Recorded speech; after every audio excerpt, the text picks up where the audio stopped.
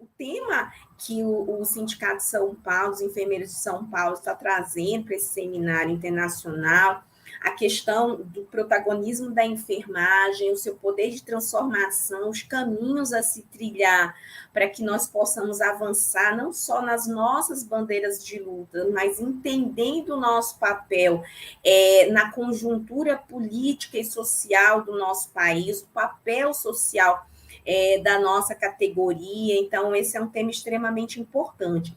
E a enfermagem, ela tem um papel e ela consegue ter esse poder de transformação justamente por quem ela é. E a gente vai explicar um pouquinho disso, a Andressa falou um pouco, né, sobre a questão, sobre quem nós somos. Deixa eu ver se passa aqui. Bom, então, antes da pandemia, a gente tinha uma história de enfermagem, né? Eu sempre digo isso. Parece que depois que veio a pandemia da Covid-19, parece que a nossa atuação, a atuação da enfermagem, ela ficou muito visibilizada, sejam as mazelas, ou sejam as nossas contribuições, parece que está só retido de 2020 para cá, né, quando a gente teve a questão da pandemia. Mas antes nós já tínhamos uma história, e é uma história de luta. A professora Sônia resgatou um pouco dessa história das valorosas, né, enfermeiras, as profissionais de enfermagem que venciam, que chegavam num momento de dificuldade, que venciam tabus, né? Então a gente sempre diz que como que é o papel da enfermagem na crise? A gente nasceu na crise, né? A enfermagem brasileira, da enfermagem internacionalmente, nacionalmente, ela nasce em tempos de crise, em tempos de guerra. Então, nós somos profissionais que foram capacitadas e habilitadas para lidar com essas mazelas. E essas crises, né, a gente vem desde a Florence Nightingale, a discussão social também. Então, às vezes, a Florence é uma pessoa mal interpretada. As pessoas, às vezes, colocam, não é a submissão da Florence, é porque fazia tudo por amor, com amor, era doação. E o tempo da Florence Nightingale era um outro tempo. Ela foi uma precursora que venceu, quebrou paradigmas, quebrou tabus sociais, ela fez a diferença no seu tempo, né? E que isso repercutiu até os nossos tempos. E a gente precisa compreender que esses tempos se transformam, né? E a gente precisa acompanhar esses tempos, essa transformação do tempo, e entender, e para ter esse acompanhamento de transformação, é necessário a gente entender a conjuntura no qual estamos inseridos. Se a gente for observar a participação da enfermagem brasileira no processo de reforma sanitária, a questão da 8ª Conferência Nacional de Saúde, com o surgimento do Sistema Único de Saúde, nós estávamos lá, nós éramos a maioria naquele espaço de transformação, onde nós conhecíamos, porque nós temos uma ligação muito forte com os usuários, que hoje são usuários do SUS, mas com os nossos pacientes, com a comunidade em que ele está inserido, com o território. Então, a enfermagem, ele tem esse elo, os trabalhadores da enfermagem conseguem ter esse elo muito grande e ter essa ligação justamente com a realidade. E aí, com a realidade, a enfermagem também acaba tendo esse contato com as mazelas sociais do nosso país. E aí, eu sempre digo, olha, se vocês escutassem a enfermagem, eu falo sempre para os gestores no momento da negociação, tinha prevenido uma série de situações, porque um dos termômetros de que as coisas não estão dando certo, quando não estão dando certo, a enfermagem é a primeira a saber, a ter esse termômetro, a ter esse feeling, a ter esse feedback, né? Então, nós surgimos num momento de crise, nós temos o nosso lugar na história e é importante que, para que nós entendamos o que precisamos fazer, as estratégias para o futuro, qual é o nosso passado na história também, o que nós já fizemos, né? Para entender a grandeza da nossa profissão. E aí a gente traz um pouquinho do que a Andressa falou um pouco, de quem é a enfermagem no Brasil. Eu sempre digo, a gente precisa, quer valorização? Então entenda quem você é, entenda quanto vocês são, entendam onde vocês estão inseridos, entendam a sua história, e aí você consegue construir caminhos alternativas para ter transformações de futuro. Então a gente somos mais de 2,5 milhões de pessoas, de trabalhadores e trabalhadoras, né? São 2.587.979 os dados de hoje aí do Conselho Nacional de Saúde. Esses são o número de inscritos, né? A gente quer dizer também que, às vezes, a gente tem profissionais que ainda não estão, se formaram, mas ainda não estão inscritos no sistema, né? COFEM, CORENS.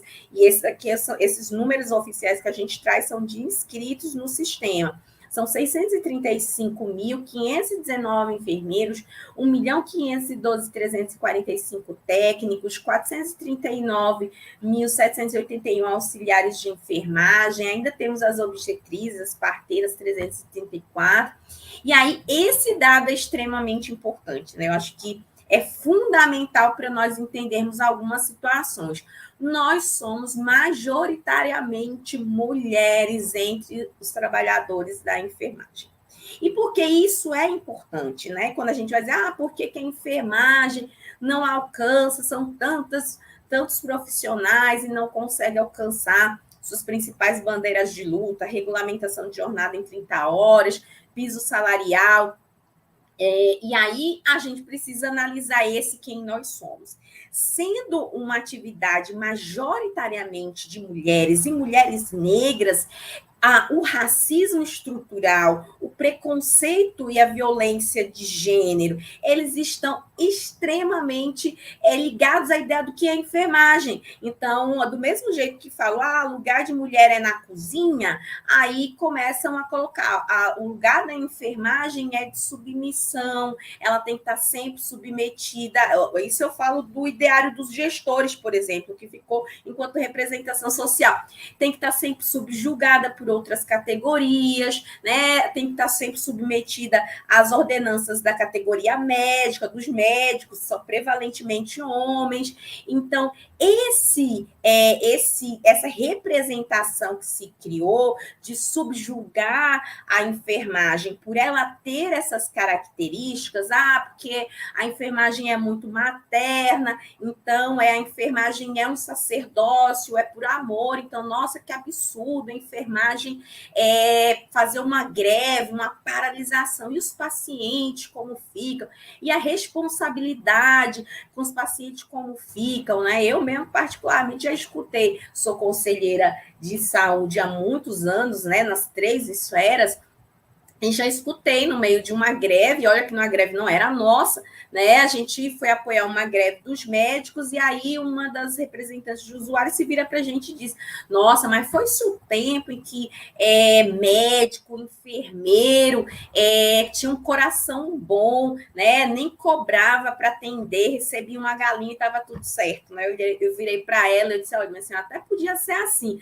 Se lá, quando eu fosse na companhia de energia e água, eles aceitassem a galinha como pagamento, tudo certo. Se eu for ali no supermercado, eles aceitarem a galinha como pagamento, tudo certo. Então, a gente precisa, tem ainda esse ideário, essa representação de que a enfermagem é um sacerdócio, é muito materno, não pode exigir os seus direitos. E esse preconceito e essas questões sociais, nós precisamos compreender e combater, entender que vai ter violência de gênero, a homofobia, o racismo estrutural, e nós precisamos criar mecanismos para combater, inclusive desde o nosso processo de formação.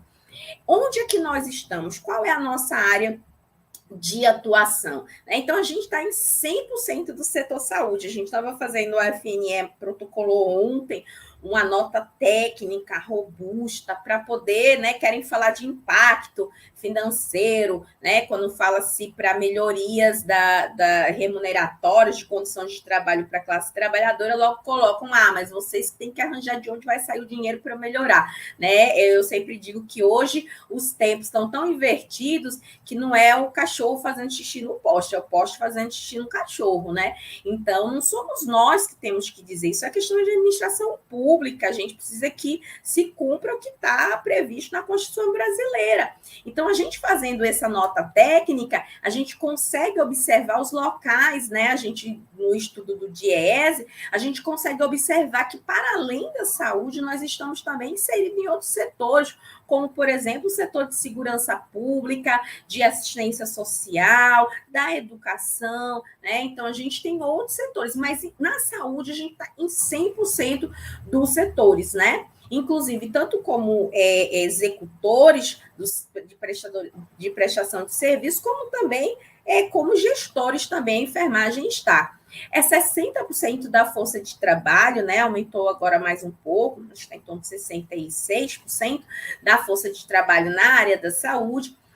Na atenção, das ações da atenção primária à saúde, nós executamos 60% a 80%. A gente está com o Previne Brasil, né? Que a gente tem todos os problemas com o Previne Brasil, mas dos 7 indicadores que se tem da questão do pagamento por desempenho, por exemplo, dos 7 indicadores, apenas um indicador não é feito pela enfermagem, é feito exclusivamente pela odontologia. O resto, nós estamos presentes aqui fornecendo, sendo que dessas 7, 5 são feitos apenas pela enfermagem, os 4 são feitos apenas pela enfermagem, né? E a gente, nas demais áreas, né, aí a gente tem aí um quantitativo de 90%, áreas para além da atenção primária à saúde, tá?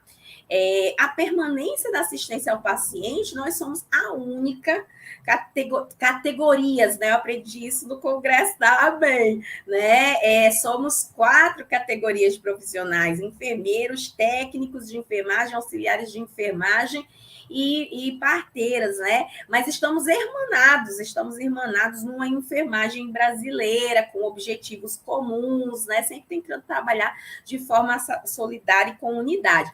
Então, essas categorias, elas estão 24 horas com os pacientes, né? E aí, quando a gente vai falar de quem é o enfermeiro hoje, o que é que precisa, né? A gente traz aqui alguns debates acerca de formação, mas a Catamara, a Luzia Catamara, ela traz um conceito que eu acho extremamente importante a gente fazer essa retomada, né? É fundamental a importância que o enfermeiro administre a assistência da enfermagem, né? Pois ele vai ter uma visão global do setor saúde, vá para atuar nas tomadas de decisão do seu ambiente de trabalho, mas também, a Catamara fala a questão de atuar na consciência política e crítica da parte da sua equipe.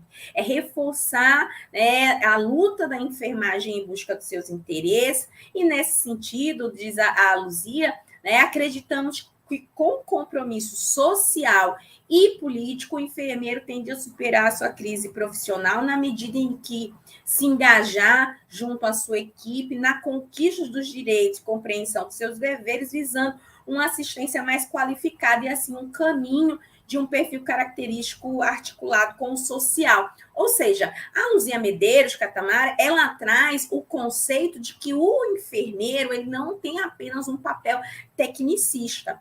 Ele também, né, as categorias da enfermagem, ela também tem elas têm um papel social, um papel político hoje. E hoje, infelizmente, quando a gente fala de política, o povo confunde com política partidária, e tem sim também se debater a questão partidária, a inserção, inclusive, da enfermagem nesses espaços, né? Mas a gente fala da política no termo de organização de sociedade. Então, a gente precisa fazer esse debate, mas há uma criminalização quando se fala de debater questões políticas e sociais.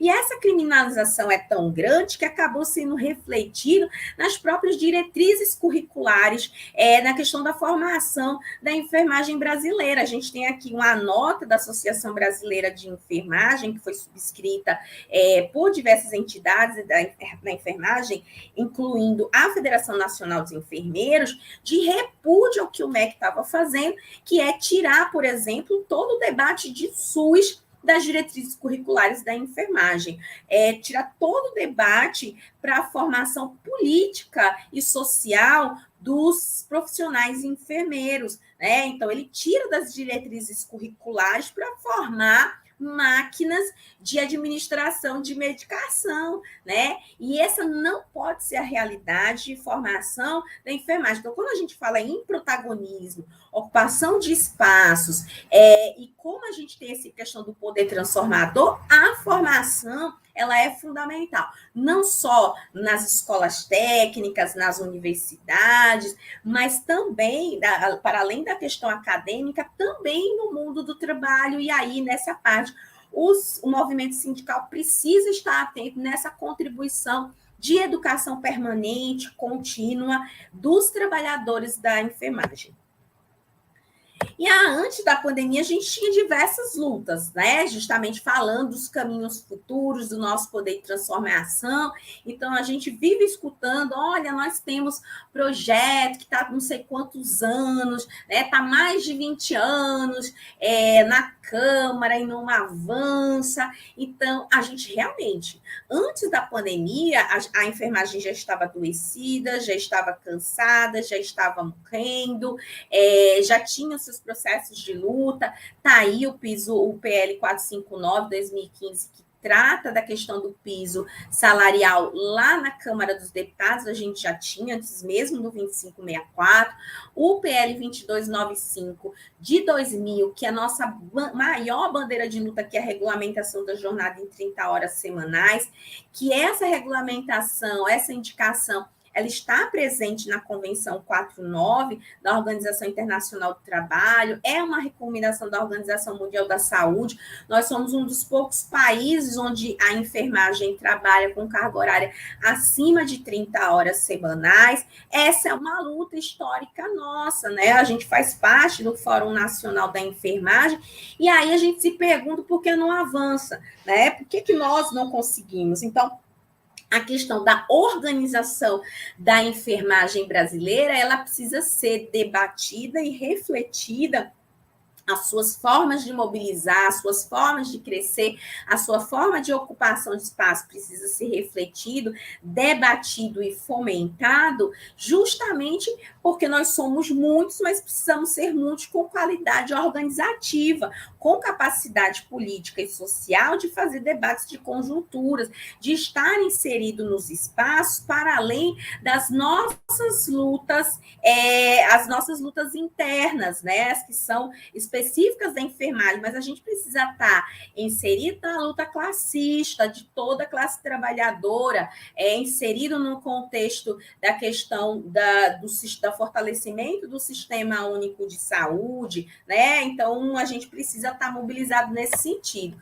E aí teve o dia que a Terra parou, e aí agora tudo é pandemia, e a gente precisa juntar realmente forças, e nós somos uma parte extremamente importante para que mais pessoas elas não tivessem suas vidas ceifadas, né? Então, a gente tem um sofrimento extremo da enfermagem brasileira com a pandemia, né? A gente estava fazendo uma avaliação do Smart Lab, que é uma plataforma da OIT com o Ministério Público do Trabalho, e nós observamos que a enfermagem, seja técnicos, juntando técnicos, enfermeiros, auxiliares, eles perfazem 10% de todos os afastamentos previdenciários por motivo acidentários ou não acidentários do país de 2018 para cá.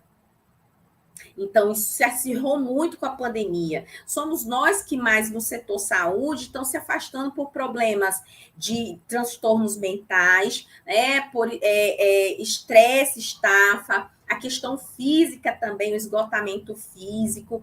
Por quê? Porque muitas vezes ele tem que trabalhar, a enfermagem tem que trabalhar em setores onde ele não tem nenhuma valorização remuneratória, ele não tem nem sequer as condições de trabalho, equipamentos de proteção individual, e ele pensa diariamente se, olha, será que sou eu que vou estar amanhã nas estatísticas de morre mais um profissional da saúde, né, no enfrentamento da pandemia? Então, isso tudo tem adoecido.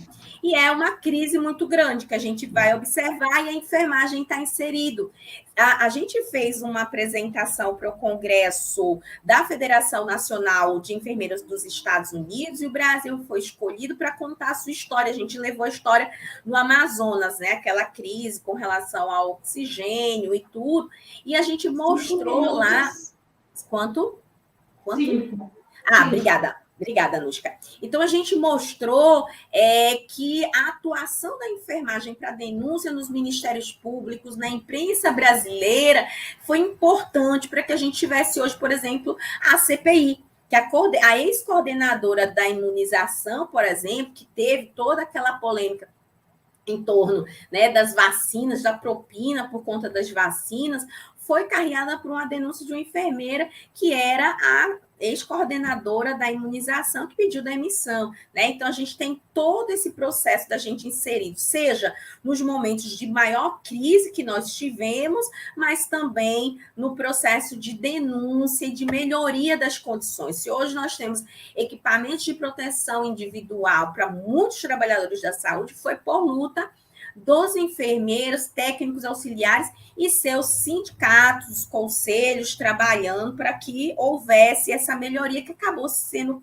ampliada para todo mundo. E aí a gente fica na polêmica. Fomos homenageados pela Marvel, né? Diversos artistas nos homenageando, né? Dizendo que éramos heróis, mas na verdade nós não queremos ser heróis, porque heróis eles não precisam comer, pagar conta, ir na lotérica, né? Fazer pagamento, a gente adoece e morre, precisa sustentar a família, precisamos receber um salário digno do nosso trabalho, conforme diz a Constituição brasileira. Então, a gente, enquanto classe trabalhadora, precisa de direitos, precisamos entender que tem que haver a enfermagem organizada, precisa lutar pelos seus direitos, porque senão nós vamos morrer.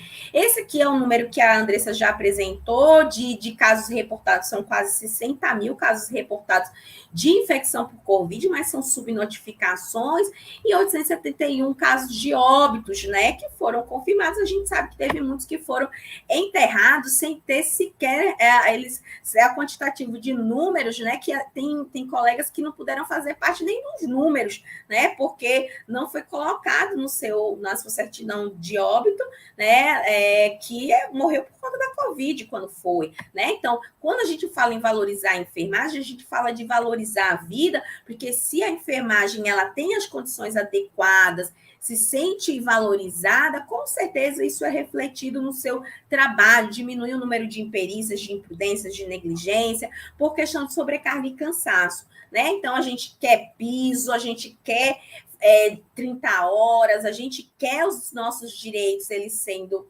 garantidos, né? Mas a gente precisa entender que todos nós temos o nosso papel. O papel da FNE, por exemplo, tem sido de protagonista não só na luta da enfermagem, eu falo FNE e seus sindicatos, né? O movimento sindical em si, na questão da luta pela manutenção dos direitos, contra a reforma previdenciária, trabalhista, combatendo agora a questão da reforma administrativa, mas também seção no controle social, na resistência, na atenção básica à saúde. A gente ocupa a federação, enquanto federação, nós somos coordenador adjunto da Comissão Intersetorial de Saúde Suplementar, Comissão Intersetorial de Saúde da Mulher, da Câmara Técnica de Atenção Básica do Conselho Nacional de Saúde, e a gente tem feito o nosso papel para fazer a defesa do SUS como um todo, da saúde da população brasileira como um todo. E também as nossas lutas junto aos parlamentares, fazendo pedido da pauta dos nossos projetos de interesse, mas é importante que a enfermagem entenda que ela precisa trazer o seu protagonismo do cuidado à saúde da população brasileira, como nós vimos, né, e população mundial, para também ser protagonista e engajada na luta por seus direitos, por seus avanços, né? Então, tem várias formas de se mobilizar, seja fisicamente, seja aderindo à chamada convocação das entidades representativas, seja se mobilizando a rede social. Isso a pandemia trouxe, né? Esse protagonismo do mundo virtual, mas a gente ainda tem a exclusão digital, que é muito forte, nem todas as nossas categorias têm condição, a majoritária das nossas categorias da enfermagem são periféricas, sem acesso, com exclusão digital. Mas a gente que tem precisa fazer a nossa parte, né? Então, é isso, pessoal. Assim, a gente traz fala que, porque muitos me perguntam, a gente está para desistir, a gente está cansado, a gente luta e morre na praia, mas aí a gente tem uma frase da Cora Coralina para trazer aqui, quando a gente fala nesse protagonismo, nesses avanços para a transformação da nossa profissão, porque muitos obstáculos vão aparecer. Ela fala assim, desistir, eu já pensei seriamente nisso, mas nunca me levei realmente a sério. É que tem mais chão nos meus olhos do que cansaço nas minhas pernas, mais esperança nos meus passos do que tristeza nos meus ombros, mais estrada no meu coração do que medo na minha cabeça. Todos nós temos medos, todos nós temos as nossas angústias, nossos momentos de desesperança, mas nós precisamos estar juntos, solidários. Quando vocês estiverem assim, conversem uns com os outros, tentando se apoiar, porque a gente precisa entender tudo que nós já passamos, tudo que nós já fizemos. Quem viveu a ditadura sabe disso, o que é que existia, o que é que os nossos antepassados, as nossas precursoras, as nossas antecessoras sofreram para que hoje as mulheres tivessem voz, ocupassem cargos, sejam nas entidades representativas, como parlamentares, como gestoras, o que é que a enfermagem passou para conseguir ser uma profissão, né? Serem várias categorias profissionais. Então, a gente já passou muita coisa. Então, não vamos desistir, vamos olhar para frente, para o horizonte que se apresenta, ver os desafios, buscar estratégias para termos dias melhores no amanhã. É isso. Muito obrigada, pessoal. Obrigada, Shirley. Ótima explanação. Informações super importantes sobre a nossa profissão e sobre o comando das nossas diretrizes para uma política correta para a enfermagem. Eu tenho aqui um comentário que eu gostaria que você explanasse, que seria aqui do Marcelo. Cadê Marcelo? Além da união das instituições, quais estratégias vocês acham que a enfermagem poderia adotar para fomentar a politização da categoria e unir forças com a população? Pode falar? Sim. Então, existem alguns pilares. Dia desse eu estava numa palestra, também numa live, falando disso. Quais são os caminhos e por onde buscar, além da unidade entre as entidades? A primeira coisa de todas é a gente começar a investir também no amanhã. Além da gente ter ocupar espaços, procurar ocupar espaços, sempre digo, olha, gente, o pessoal está demonizando, criminalizando a política partidária, quem vai para ser parlamentar, se dispõe a ser parlamentar, mas só que o pessoal tem que entender que só são os parlamentares que fazem as leis, né? Se a gente tivesse mais trabalhadores de enfermagem lá no Congresso Nacional, a gente não estava tendo que bater na porta de deputados que são donos de hospitais e que não querem que a gente tenha os nossos direitos garantidos. A gente estava batendo na portinha do gabinete das nossas representantes, dos nossos representantes, que iam entender o que a gente já passou para poder estar fazendo a transformação dessas leis que têm aviltado a classe trabalhadora e a enfermagem. Um exemplo disso é que no Congresso Nacional nós só temos uma deputada enfermeira. E no Senado nós não temos ninguém de representação da enfermagem. Isso é muito sério, né? Praticamente, acho que são 2 ou 3 deputadas estaduais no Brasil todo que são enfermeiras. Então, assim, a gente precisa ocupar esses espaços também, né? E para isso a gente tem que fazer um debate de formação. Né? Além de ocupar esses espaços, né? A gente tem agora as eleições que vão se apresentar em 2022, né? A gente precisa entender quem é que a gente vai ter, a escolha dos nossos representantes, que é extremamente importante, mas também entender a formação, começar a trabalhar a questão da formação política e social dos nossos acadêmicos, é trabalhar junto com o movimento estudantil, porque se hoje nós temos diversos trabalhadores e trabalhadoras que, como diz uma amiga minha aqui de Sergipe, dormem em berço esplêndido, o mundo está acabando e ela dormindo. A Covid aí, a pandemia comendo, todo mundo sem equipamento de proteção, o povo morrendo, retirando os direitos e a galera lá. Sim, mas bora fazer a sistematização da assistência e enfermagem. Então, gente, é importante a parte técnica, mas vamos acordar que se a gente não tiver os nossos direitos, nós vamos morrer, entendeu? Nós vamos ser assassinados. O que aconteceu foi genocídio no nosso país, né? O presidente, o governo federal cometeu um genocídio contra a população brasileira e contra os trabalhadores e trabalhadoras da enfermagem. E esse debate teria sido menos complexo para fazer o debate com os trabalhadores que já estão no mundo do trabalho se a gente tivesse uma formação onde esses estudantes eles tivessem esse incentivo para discutir o que são seus direitos, seus deveres e o que fazer. Então, esse debate da educação permanente e da formação é o outro pilar onde nós precisamos trabalhar. Ai, que bom, Shirley. Essa sua fala agora cai de encontro com o que o Christian Alberto falou. O atraso acadêmico e a falta de um desenvolvimento nas políticas de ensino impedem o próprio crescimento da profissão e seu empoderamento perante as organizações. Então, assim, cai de encontro com o que alguns profissionais de enfermagem já estão dizendo. Exato. Aí eu lhe digo, Anushka, eu sempre dou esse exemplo, amiga. Eu estava falando, né? Eu vou ver você, saudade. É verdade, faz tempo, né? Amiga, eu sempre dou um exemplo de como é a crise acadêmica, né? Eu lembro, eu sou da Universidade Federal e odiava a saúde pública. Odiava, achava que aquilo tudo era lei, que eu não era advogada, era enfermeira, tinha que saber fazer o que estava no hospital, que eu assistia aquele negócio de SAMU, né? Eu queria ser do SAMU.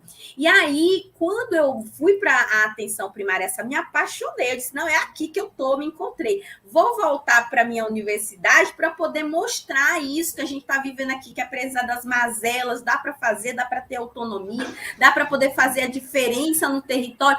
Aí eu fiz uma seleção e aí falei sobre isso, do que tinha de mazela, mas também do que dava para fazer. As professoras ficavam, chefe de departamento, nossa, você é maravilhosa, fala muito bem, mas é muito política, e aí fica complicado. Eu disse, mas o que é política? Eu não entendi. Eu falei, partidário, não tinha sigla de partido nenhum aqui na minha apresentação. O que é? Não, você não pode estar falando essas coisas de problema para os estudantes, porque você vai assustar eles. E eu dizia, aí eu lembro que eu lembro dessa frase que eu falei, professora, mas eu não posso dizer que eles vão entrar na unidade básica de saúde, abrir a porta, vai sair um pônei rosa, né, saltitando da sala de vacinas, né? Isso não vai acontecer. Tem problema e o nosso papel é estar instrumentalizando os estudantes a poder enfrentar essa dura realidade e lutarem pelos seus direitos, né? Então, isso ainda existe muito, né? E isso precisa realmente, esse atraso acadêmico que o Christian fala, é uma realidade. E agora institucionalizado, que é o que o MEC quer, né? Com essa transformação das diretrizes de base curriculares, né? É complicado, nós temos que estar em todos os espaços de poder realmente para transformar o nosso entorno. E se eu sempre disse também, se alguém começou e foi para a mudança, então a gente tem que respeitar aqueles que fazem. E dentro do ambiente de trabalho, se você não gosta de política e tem alguém que está mais à frente disso, fala, colega, vai que eu vou te cobrir aqui, você vai lá e lute por nós, já que eu não gosto ou não quero, mas eu vou te apoiar aqui no meu ambiente de trabalho, no nosso ambiente de trabalho, no entorno, para que não falte nada e eu possa te dar sustentação para você lutar pela gente. Eu acho que assim a enfermagem sempre seria mais unida. Mas, infelizmente, alguns colegas nossos acham que quando a gente está indo para lutar, né, a gente é bagunceiro, não quer trabalhar, quebra braço. Então, há uma visão, isso feito muito dentro da academia, que a gente não tem que ser política, a gente tem que cuidar, só cuidar e acabou. E acontece que a gente faz política até para comprar o pãozinho ou até quando você pichincha alguma coisa. Mas, obrigada, Shirley. A Shirley hoje está presidente da Federação Nacional dos Enfermeiros também, o qual a gente começou lá atrás, engavatou o projeto das 30 horas, e a gente está caminhando junto. Cada um dos seus espaços de poder para conseguir galgar os espaços para os enfermeiros do Brasil todo. Eu agradeço, Shirley, sua participação, muito boa a sua explanação, a gente tem muita vivacidade ao escutar você, é uma pessoa que vem lutando bastante pela enfermagem do Brasil inteiro.